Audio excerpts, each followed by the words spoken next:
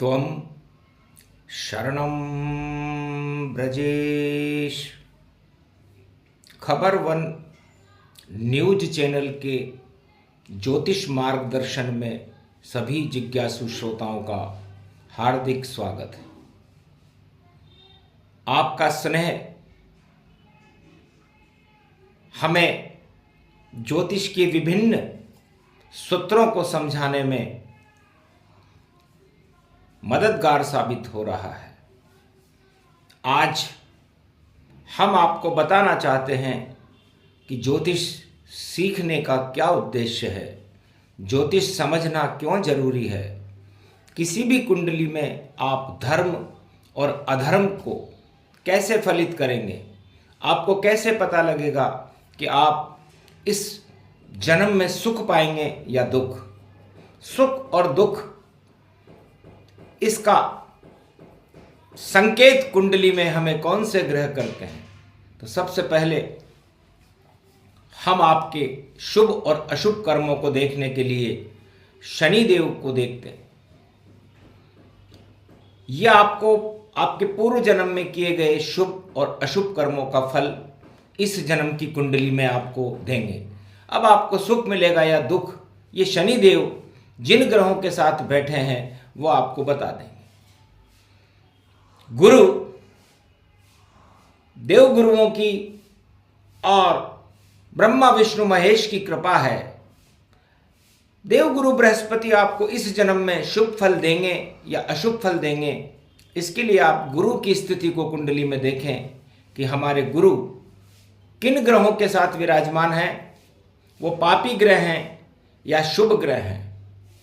आइए विवेचन शुरू करते हैं।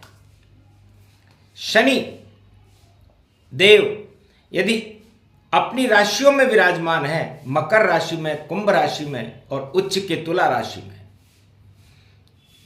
और तो आप शुभ कर्म करके पूर्व जन्म में इस धरती पर आए हो, और यदि उनके साथ शनि देव के साथ शुक्र, बुध, गुरु ये भी विराजमान हो जाएं तो समझ लो आपके जीवन में शुभता, आपके जीवन में चारों तरफ सुगंध फैला रही है। जिस भी कुंडली के अंदर शनि का संबंध गुरु से बनता हो, शुक्र से बनता हो, बुध से बनता हो, वह पुण्यात्मा और अच्छे मनुष्य की और या स्त्री की कुंडली है जिसमें यह योग दिखाई देते हैं। और यदि शनि का संबंध राहु से बनता हो, केतु से बनता हो, मंगल से बनता हो, तो समझ लीजिए कि आपकी कुंडली में, और सूर्य से बनता हो, चंद्रमा से बनता हो, तो आपको समझना होगा कि आप कुंडली में पूर्व जन्म में कुछ अशुभ कर्म करके आए हो। यदि सूर्य और शनि आपकी कुंडली में एक ही राशि में विराजमान हो तो समझ लीजिए आप अशुभ कर्म करके आए हैं, क्योंकि सूर्य पिता का कारक ग्रह है, सूर्य सरकार का कारक ग्रह है, सूर्य आपकी संतान का भी कारक ग्रह है। यदि पूर्व जन्मों में आपने इनमें से किसी के साथ भी धोखाधड़ी या उनकी साथ अपने कार्य संपन्न नहीं किए, जिम्मेदारियां नहीं निभाई, तो इस जन्म में आपको वो पाप और उन कर्मों का फल भोगना पड़ेगा। और आपके पिता की सेवा करने से, सरकार की सेवा करने से, अपने पुत्रों की सेवा करने से आप इस जीवन में सफलता प्राप्त कर सकते हो। वरना आपने पूर्व जन्म में सरकार को धोखा दिया, पिता को धोखा दिया, अपने पुत्रों की जिम्मेदारियां नहीं निभाई, इसलिए आपको ये योग इस कुंडली में मिला है। यदि आपकी कुंडली में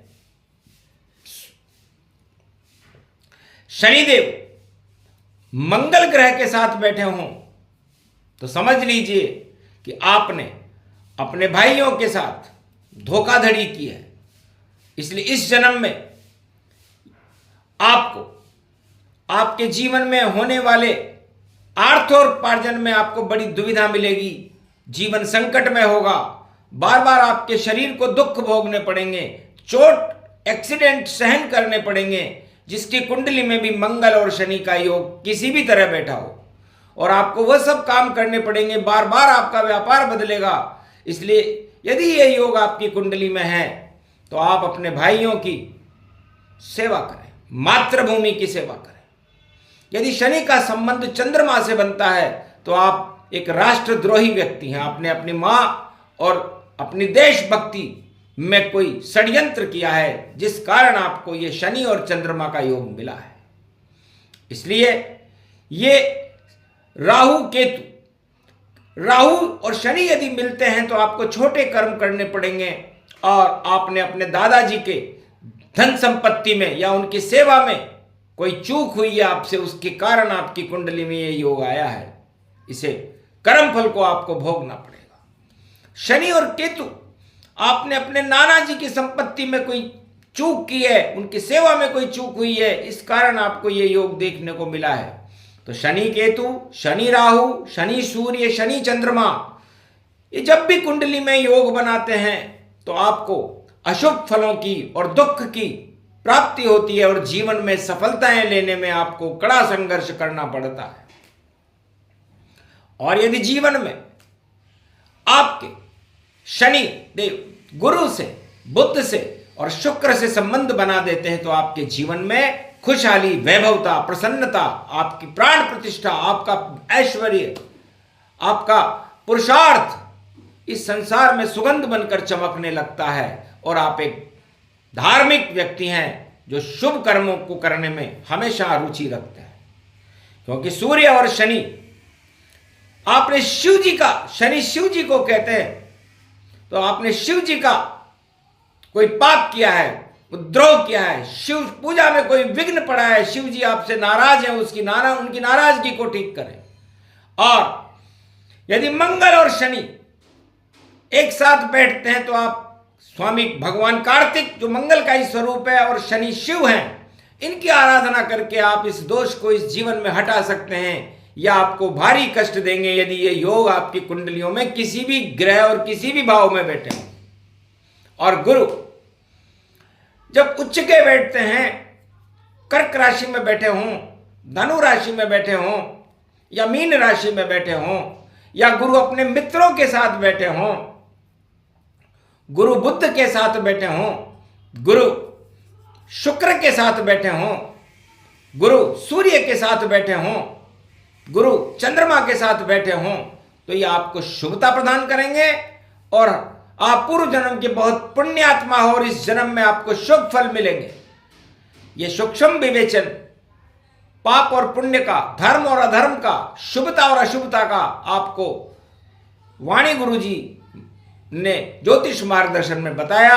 इसे आप अपनी कुंडली पर फलित करके देखें कि वास्तव में आप सुख पा रहे हैं या दुख पा रहे हैं। हर व्यक्ति न बहुत ज्यादा शुभ कर्म करता, न बहुत ज्यादा अशुभ कर्म करता, ये मिला जुला असर रहता है। किसी की कुंडली में शुभता ज्यादा होती है, किसी की कुंडली में अशुभता ज्यादा होती है। इसलिए आप इसको इस तरह देखें और अपने जीवन का स्वयं निर्णय करें। जय श्री कृष्ण।